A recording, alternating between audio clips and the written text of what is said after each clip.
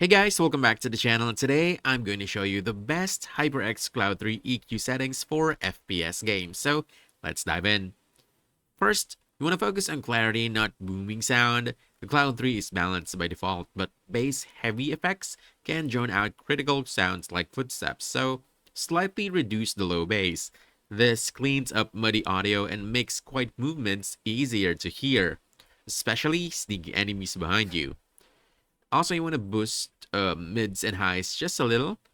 Footsteps, reloads, and movement cues live here. Don't overdo it. You want clarity without harshness. Then you want to turn off surround sound. Stick to clean stereo instead of DTS or spatial audio. This keeps positional cues accurate for precise reactions.